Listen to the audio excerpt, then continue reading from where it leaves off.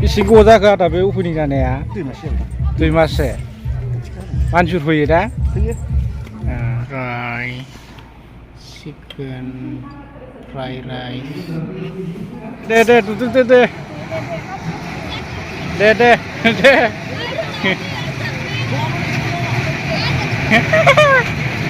फैदो। होमबा लोगोफोरनि गोदान मोनसे भिडिअआव आंनि भिडिअखौ मोजां मोनबा जोबजासे नायलांदो। स' लोगोफोरजों दिनै थांनो नागिरदों बाथौ खेराइ रिजर्टआव बेरायनो बेलासि टाइमाव गुसुनो। स' नायलांबाय थादो। जाफैबाय ने?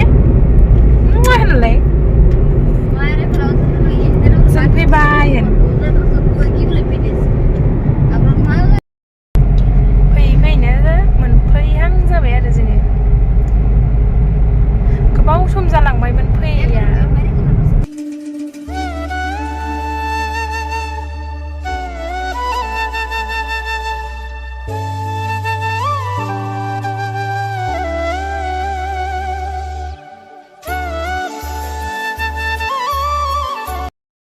जोङो सफैबाय एसे बेरायना लानोसै सफैनानै दे उन्दैया बामदो नायं नाय इमनाहरलाय दा बेरायनोसै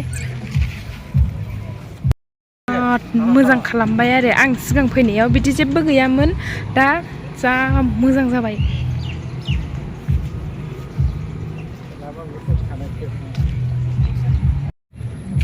जा मोजां साजायबाय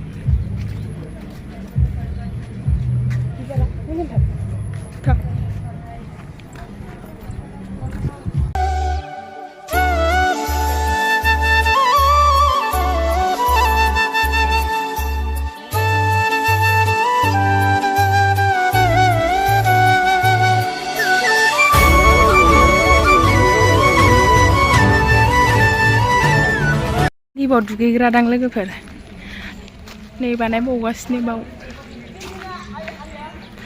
उन्दैफोरनि गेलेग्राबो दं आरो जों फैजेनबा उन्दैफोरनि गेलेग्राबो गैयामोन आरो नै बावसो थांगोनसै आरो नायनोसै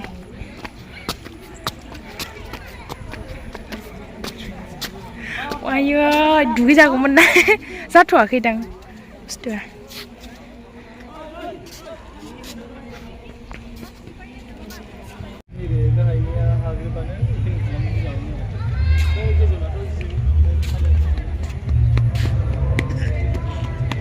हाजोबो फिसा फिसा बानायनानै दोनदों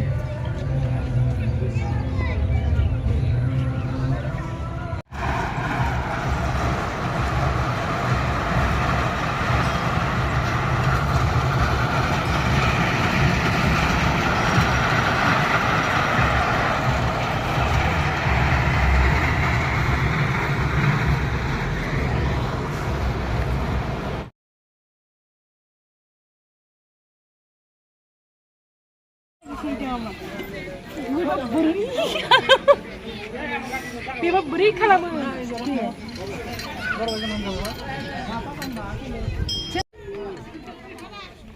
मोजां ओइ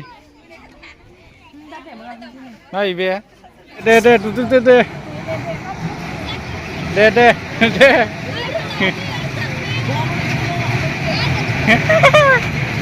फैदो Abau dे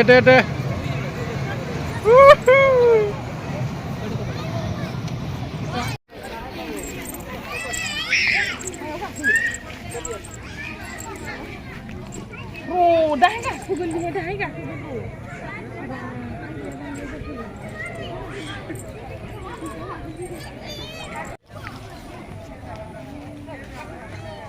आंबो स्पिड खालामो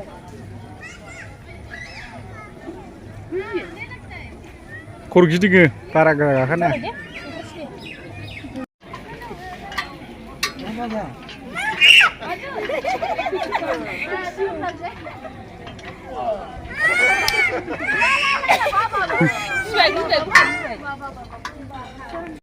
एबार रेलाव गाखोनोसै नै नैबे उन्दैया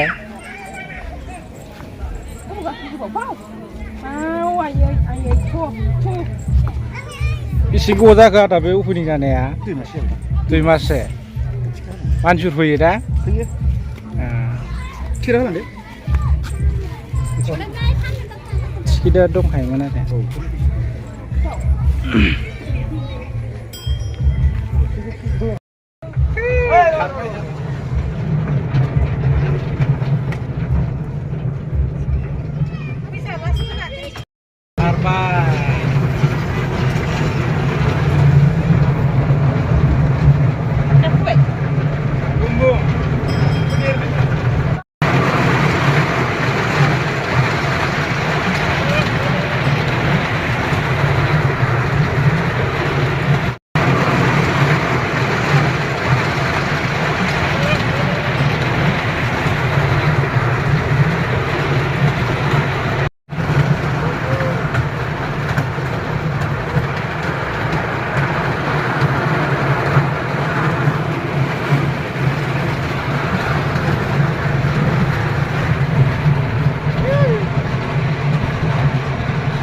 दावराव जाथारो खोनायानो खर' गिदिंबाय उन्दैयानो जेबो मोनाखै बे गिदिरासो खर' गिदिंलायबावबाय मानसि जाबाय नै लोगोफोरना फैनानै टाइम पास खालामनो हायो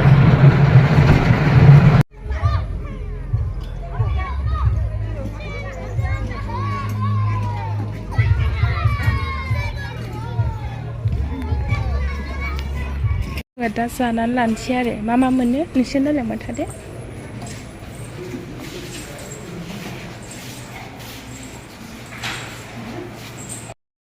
मोजां जाग्रा रुम थ'दा ओरै फैदो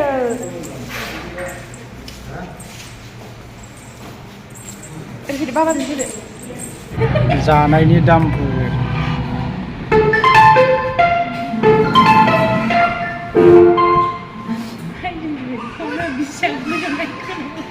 आरो ओरै दंबावो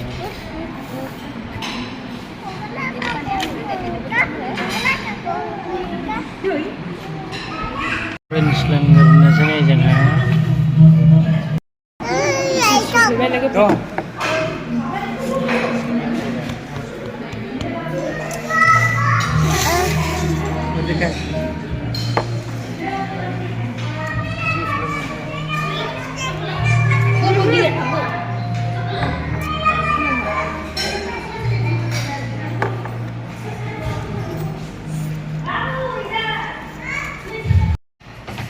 अमा फ्राय चिकेन राइस चिकेन फ्राय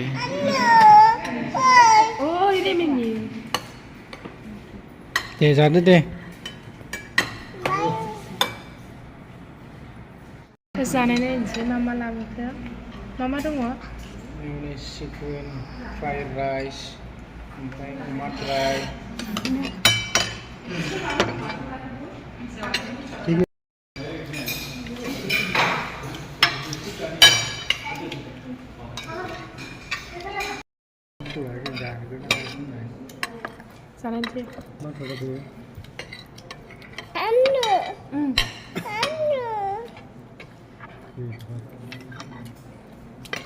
गोथावआलाय